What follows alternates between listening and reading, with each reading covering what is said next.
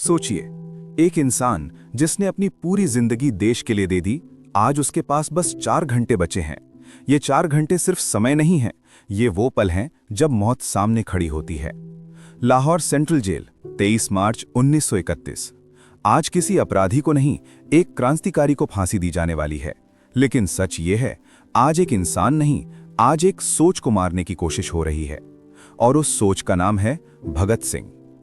शाम के करीब 5 बजे लाहौर जेल की एक छोटी सी कोठरी में भगत सिंह एक किताब पढ़ रहे थे। हाँ, जिस इंसान को कुछ घंटों बाद फांसी होनी थी, वो डर नहीं रहा था, वो रो नहीं रहा था, वो पढ़ रहा था। ये किताब लेनिन के जीवन पर आधारित थी। तभी एक सिपाही धीरे धीरे अंदर आया। उसके चेहरे पर डर साफ दिख रहा था। उसने हिचकिचाकर पूछा, सरदार, आपको पता है ना? भगत सिंह ने नजर उठाई। उनकी आंखों में डर नहीं था। उन्होंने हल्की मुस्कान के साथ कहा, पता है, लेकिन तुम घबरा क्यों रहे हो? मौत मेरी है, डर तुम्हारे चेहरे पर है। सिपाही कुछ बोल नहीं पाया, वो बस चुप खड़ा रह गया। करीब 5:30 बड़े जेलर अंदर आया। उसके हाथ में सरकारी कागज था। उसने कहा, भगत सिंह, आज शाम 7:30 बजे फांसी दी जाएगी। भगत सिंह ने किताब बंद की और शांत स्वर में बोले, इतनी जल्दी? लगता है अंग्रेज सरकार को नींद नहीं आती जब तक कोई क्रांतिकारी जिंदा रहता है। जेलर ने पूछा, कोई आखिरी इच्छा? भगत सिंह ने कहा, हाँ, मुझे 15 मिनट और दे दो, मैं इस किताब का एक अध्याय पूरा करना चाहता हूं। जेलर हैरान रह गया, क्योंकि भगत सिंह की आखिरी इच्छा खाना नहीं थी, पानी नहीं था, परिवार से मिलना नहीं था। उनकी आखिरी इच्छा थी किताब। उसी जेल में सुखदेव और राजगुरु भी थे। उन्हें भी फांसी की खबर दे दी गई। राजगुरु ने कहा, आज आजादी का रास्ता और लाल हो जाएगा।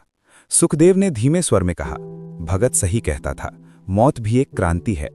जेल के बाहर भीड़ बढ़ने लगी। लोग रो रहे थे, लोग गुस्से में थे। धीरे धीरे नारे गूंजने लगे, इनकलाब जिंदाबाद, इनकलाब जिंदाबाद। अंग्रेज अधिकारियों को डर लगने लगा। उन्होंने फैसला किया कि फांसी का समय बदल दिया जाए। करीब 7:10 पर जेलर फिर से आया। उसने कहा, भगत सिंह, अब फांसी 7:15 पर होगी। भगत सिंह मुस्कुराए और बोले, तो अंग्रेज सरकार भी डर गई। 7:12, तीनों को कोठरी से बाहर निकाला गया। भगत सिंह, सुखदेव और राजगुरु तीनों साथ चल रहे थे। जेल का गलियारा अंधेरा था। हर कदम की आवाज दीवारों से टकराकर लौट रही थी। दोनों तरफ सिपाही खड़े थे। कुछ की आंखों में आंसू थे। एक सिपाही ने कांपती आवाज में पूछा, सरदार, आपको डर नहीं लगता? भगत सिंह रुके और बहुत शांत स्वर में बोले, डर? मैं तो बस ये सोच रहा हूं, आज मैं अंग्रेजी हुकूमत को बता रहा हूं कि हिंदुस्तान का जवान झुकता नहीं। कुछ कदम आगे फांसी घर का दरवाजा खुला। अंदर एक रस्सी हवा में लटक रही थी। कमरा ठंडा था और सन्नाटा भारी था। जेलर ने पूछा, आखिरी शब्द? भगत सिंह की आवाज गूंज उठी, इनकलाब जिंदाबाद। राजगुरु ने भी कहा, इनकलाब जिंदाबाद। सुखदेव ने भी कहा, इनकलाब जिंदाबाद। अंग्रेज अधिकारी घबरा गए। जल्लाद का हाथ कांप रहा था। उसने रस्सी आगे बढ़ाई। भगत सिंह ने खुद अपना सिर झुका दिया, जैसे वो कह रहे हों, जल्दी करो। घड़ी की सुई 7:15 पर पहुंच चुकी थी। भगत सिंह ने धीरे से कहा, साम्राज्यवाद मुर्दाबाद। और फिर फांसी का तख्ता खुल गया। एक पल और सब कुछ शांत हो गया। 7:15, भगत सिंह, सुखदेव और राजगुरु तीनों शहीद हो गए। लेकिन उसी पल भारत जाग गया। फांसी घर के अंदर सन्नाटा था। डॉक्टर आया, उसने जांच की और कहा, ये अब नहीं रहे। लेकिन अंग्रेजी अधिकारियों के चेहरे पर जीत नहीं थी, उनके चेहरे पर डर था, क्योंकि जेल के बाहर भीड़ बढ़ चुकी थी। लोग नारे लगा रहे थे, इनकलाब जिंदाबाद, इनकलाब जिंदाबाद। अंग्रेजों ने फैसला किया कि शवों के जनता से छुपाया जाएगा, क्योंकि अगर जनता ने शव देख लिए तो ये शहादत पूरे भारत में आग बन जाएगी। रात करीब 8 बजे तीनों शवों को कपड़े में लपेटा गया। जेल का मुख्य दरवाजा बंद रखा गया और पीछे का गुप्त दरवाजा खोला गया।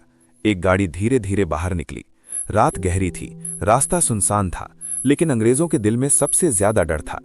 करीब 11 बजे गाड़ी सतलुज नदी के किनारे पहुंची। वहां लकड़ियां पहले से रखी थीं, पेट्रोल भी।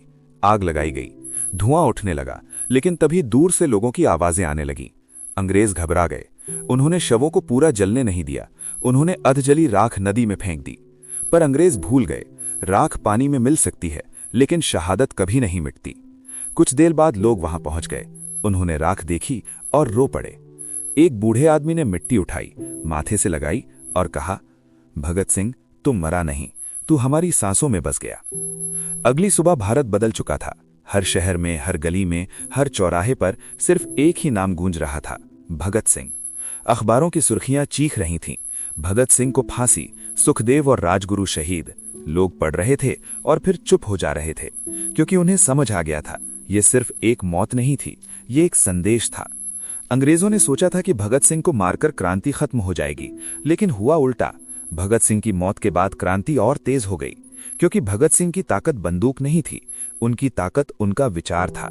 भगत सिंह ने कहा था, क्रांति का मतलब खून खराबा नहीं, क्रांति का मतलब है अन्याय के खिलाफ आवाज। आज भी जब कोई युवा अन्याय के खिलाफ खड़ा होता है, जब कोई इंसान सच बोलने की हिम्मत करता है, तो समझ लेना भगत सिंह फिर से जन्म लेता है। अंग्रेजों ने एक शरीर को मारा, लेकिन वो भूल गए शरीर मर सकता है, विचार नहीं। और इसीलिए आज भी हिंदुस्तान की हवा में एक आवाज गूंजती है, इनकलाब जिंदाबाद। लेकिन एक सवाल अब भी बाकी है। भगत सिंह की फांसी से कुछ घंटे पहले एक ऐसी बात हुई थी जिसे अंग्रेज सरकार ने कभी सार्वजनिक नहीं होने दिया। वो बात क्या थी? अगर आप उस रहस्य को जानना चाहते हैं तो अगला वीडियो जरूर देखिए, क्योंकि कहानी अभी खत्म नहीं हुई। जय हिंद, इनकलाब जिंदाबाद।